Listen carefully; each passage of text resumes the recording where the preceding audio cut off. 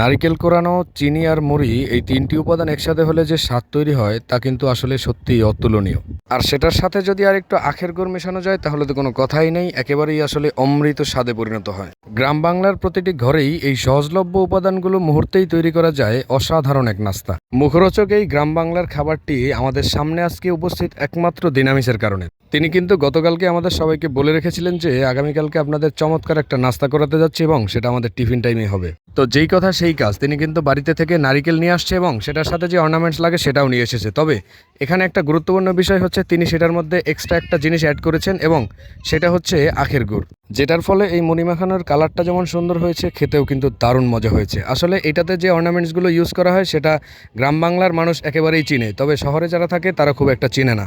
তো ভিন্ন ধরনের এই আয়োজনে মুড়ি মাখানোর দায়িত্বটা আমাকেই দিয়েছে। সবাই বলতেছিল যে শরীফ স্যারের হাতের মুড়ি নাকি ভারী মজা হবে। আসলে আমি এটা কখনোই বিশ্বাস করি না।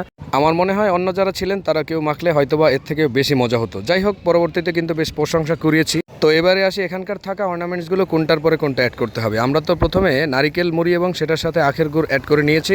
তারপরেই হচ্ছে একটু ভালো করে মিক্স করে নিতে হবে, যেটাও আমি করে ফেলেছি। অতপর এটাতে অ্যাড করতে হবে মুড়ি, যেটা আমরা দোকান থেকে কিনে নিয়ে এসেছি, লাল মুড়ি। তবে সাদা মুড়ি হলে সব থেকে বেটার হতো এবং সেটার স্বাদ কিন্তু চমৎকার হতো।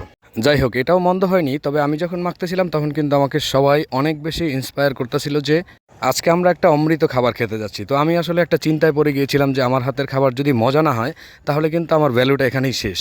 তো যাই হোক, আল্লাহ কিন্তু আমাকে বাঁচিয়েছে, মোটামুটি মজাই হয়েছিল।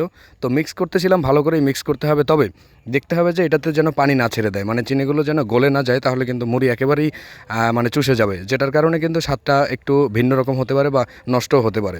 আমাদের এই মুড়ি মাখায় এরকম কোনোই প্রবলেম দেখা দেয়নি। তো সুন্দরভাবেই আসলে মেখে কিন্তু একেবারেই পরিপূর্ণ করে ফেলেছি। এরপরেই আসি এগুলো সার্ভ করার পালা। তো সবাইকে আসলে প্লেটের মধ্যে দিচ্ছিলাম।